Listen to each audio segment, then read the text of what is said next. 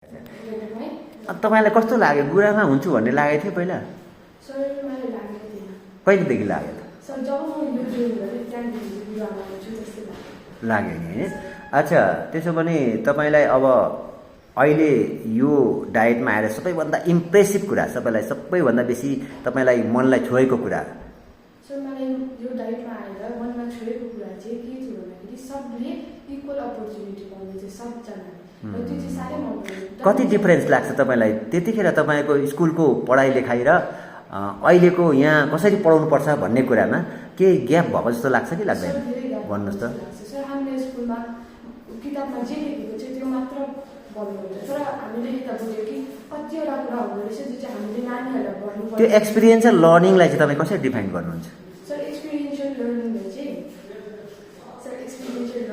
हामी अब किताबी ज्ञान मात्रै काफी रहेछ? भन्नुहोस्। किताबी ज्ञान मात्रै होइन, नानीहरूलाई बाहिरको वातावरणहरूसँग पनि घुलमिलेर सब नेपाली भाषा पढाउँदाखेरि एक्सपिरियन्सियल लर्निङ भन्ने कुरा जुन छ त्यसलाई चाहिँ तपाईँ मानिलिनुहोस् दसैँ पढाउनुहुँदैछ, कसरी समावेश गर्नुहुन्छ?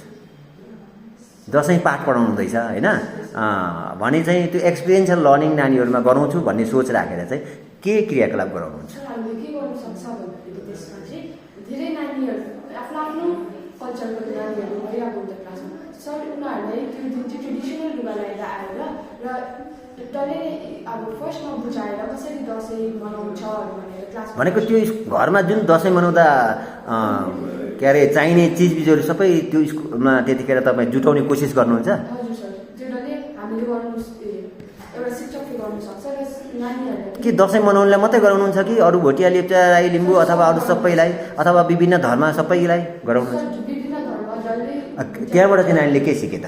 त्यहाँबाट सिक्छ कि डल्लै कल्चरहरूलाई चाहिँ आफ्नै मान्नुपर्छ, छुटाउनु हुँदैन अर्को कल्चर भन्नुहुन्छ। सिकिन्छ होइन? राम्रो कुरा प्रकारले भन्नुभयो होइन? अब के भन्छ जात धर्म त्यहाँदेखि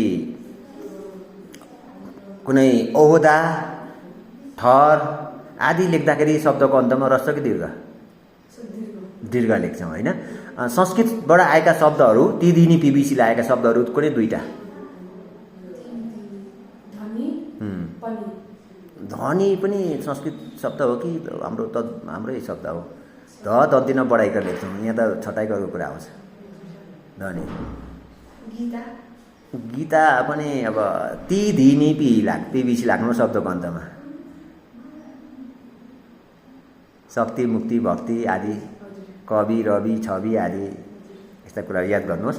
ददा संयुग कि दया संयुग विद्या? हजुर जानुहोस्, धन्यवाद।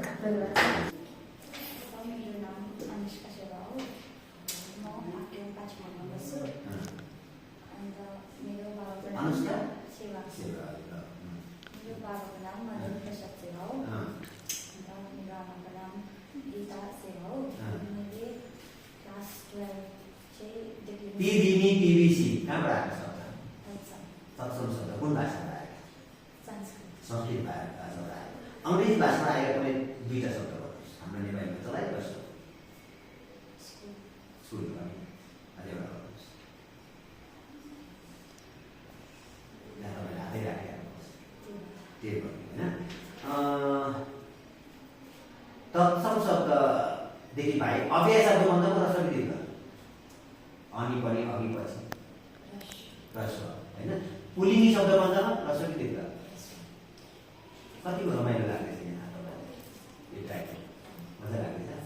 म साँच्चै अब एकदम आदर्श शिक्षिका हुने रहेछु भन्ने लाग्दैछ? अलिक परिचय दिनुहोस्।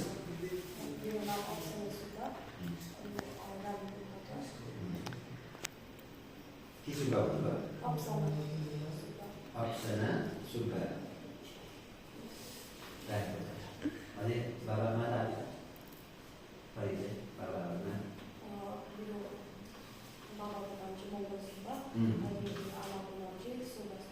कारक पढाउनु पऱ्यो भने नि कर्ताले कर्मलाई हालिहाली त्यसमा विशेष ध्यान दिनुपर्ने चाहिँ कुरा के रहेछ? शब्द लेख्दाखेरि केमा चाहिँ जोड दिनु पर्दैन? शब्द लेख्दाखेरि कारकका चिन्हहरू र अरू संज्ञा सहज बनाउने शब्दहरू के गर्नुपर्ने रहेछ? चिनेर के चाहिँ गर्नुपर्छ लेख्दाखेरि चाहिँ? हिज्जे गर्दै लेख्दाखेरि चाहिँ के गर्नु हुँदैन?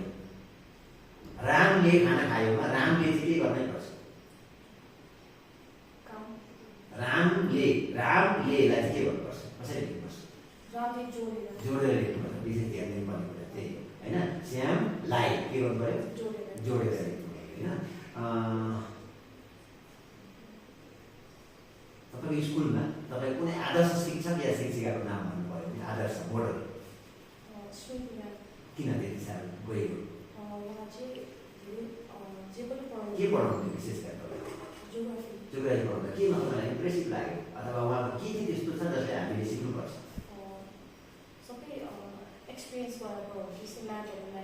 अच्छा अच्छा भनेको अहिलेको टिचिङ लर्निङ प्रोसेस जुन छ त्यसमा उहाँको पढाउने तरिकालाई जोड्न खोज्यो भने के धेरै कुरा म्याच हुन्छ? मिल्छ नि? नेपाली पढाउने गर्छ अरूलाई कसैको नाम भन्नु पऱ्यो? उहाँले पढाउँदाखेरि विशेष गरेर विद्या पढाउँदा बचारेका दया सुन्जुकै भनेर पढाउनुहुन्थ्यो नि? तपाईँलाई याद छ दया सुन्जुको भयो कि दया सुन्जुको? दया सुन्जुकै हो विद्या। हुन्छ, thank you so much. Thank you. मेरो नाम महसिन दुलाल, म तुरिन नामदेखि। हाम्रो ग्रुप जयसी उपाधि त अर्कै कुरा हो। म चाहिँ खुदै अर्कोलाई योभन्दा राम्रो काम पायो भने जानुपर्छ भन्ने लाग्छ कि अब टिचरै गर्ने सोच भएछ? टिचर गर्ने सोच छ। मलाई खुसी लागेको छ यहाँ आयो भनेर। यहाँ आएदेखि चाहिँ आएको थिएन भने गल्ती हुन्थ्यो? गल्ती हुँदैन रहेछ। हो कि? मलाई त्यस्तो लागेको थियो पहिला टिचर हुँदाखेरि। अच्छा, तपाईँको आदर्श शिक्षक? मोडल टिचर कोही? स्कुल लेभलमा?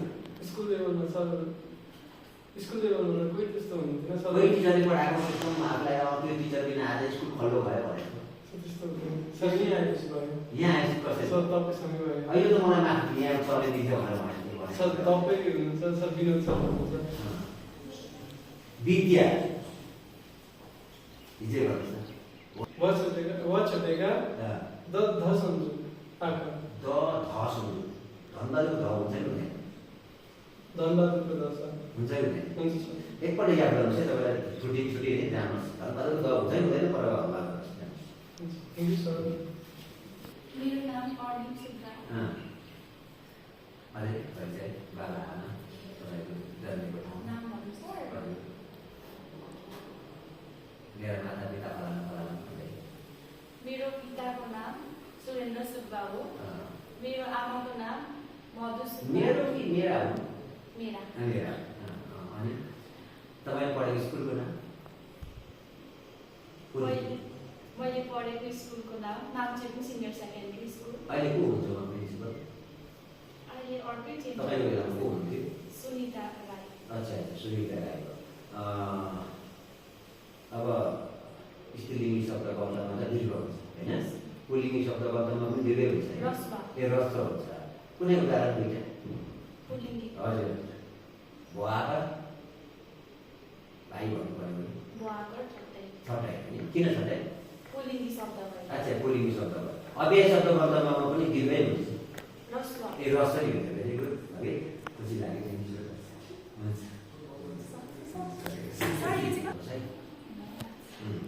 अब तपाईँको शुभ नाम?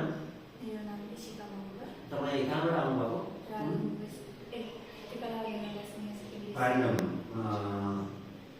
त्यहाँको अरू पाण्डम विशेष केमा म के अरे अब अहिलेसम्म के अरे संसारमै अथवा गुगलमा यसो गऱ्यो भने ठ्याक्कै त्यो पाण्डमको त्यो आइहाल्छ। के हो त्यो? पुग्नुभएको छ गढी मन्दिर? कसको पूजा गरिन्छ त्यहाँ? त्यसको इतिहास अलिकति थाहा छ तपाईँलाई? गढी मन्दिरको इतिहास त्यो गढीसँग जोडिएको अर्को गढी पनि छैन। त्यो मेरो पढाउनुहुन्छ एउटा पाठ छ भने नानीलाई के गर्न सोच्नुहुन्छ? एक्सपिरियन्सियल लर्निङ तपाईँले त्यहाँ जोड्नुहोस्।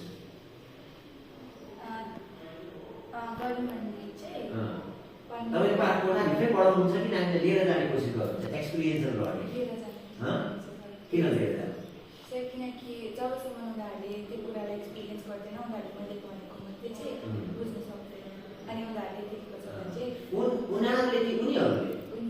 उनीहरूले कसरी लेख्दै गर्नुहोस् त ऊ शब्द हो जति न पढाएका अनि उनीहरू ती सबैहरूले के गर्नुहुन्छ जोड्नुपर्छ कि पर्दैन अर्को के शब्द हाम्रो विशेष जोडेर लेख्नुपर्ने छुट्टिन्छ गल्ती हुन्छ विशेष गरेर जोड दिन्छ क्लासमा पनि के हो कारक भन्नुहोस् न विभक्तिहरू कारकका चिन्हहरू लेलाई आदिलाई के गर्छ छुट्याएर लेख्नुपर्छ कि जोडेर लेख्नुपर्छ कसले चाहिँ छुट्याएर लेख्छ कुन भाषाले हिन्दीले चाहिँ छुट्याएर लेख्छ हुन्छ नेक्स्ट तपाईँको परिचय दिनुहोस् मेरो नाम विकास विजय हो माता पिता सम्झिनुहोस् मेरो पिताको नाम श्यामल लुइटेल अन्त माताको नाम अम्बिका देवी लुइटेल चाहिँ के गोत्रका हो लुइटेल कौशिक गोत्र पक्का हो अच्छा लुइटेल कौशिक गोत्र कौशिक कसरी लेख्छौँ क औ क जति छटाइका के चालु छ चालु छटाइका विद्या लेख्नु भयो भने पक्का पनि बसालेर दवाएर नै लेख्नुहुन्छ नि होइन 10 हुन्छ या 10 हुन्छ आएर लेख्नुहुन्छ राम्रो कुरा हो तपाईँलाई थाहा छ द्वन्द्व लेख्नुहुन्छ नि दोष समान द्वन्द्व दवा सुन्छु जति नसुन्छु अर्को पनि दवा सुन्छु ठिकै छ विद्या लेख्दा त दया सुन्छु लेख्नु पर्छ त्यो माथि त्यो तार्ने रेखालाई के भन्छ त्यो वार्कर हुन्छ कि आदि मात्रै हुन्छ वार्कर नै हुन्छ आउनुहोस् अनि जो यहाँ तपाईँ जानुहुन्छ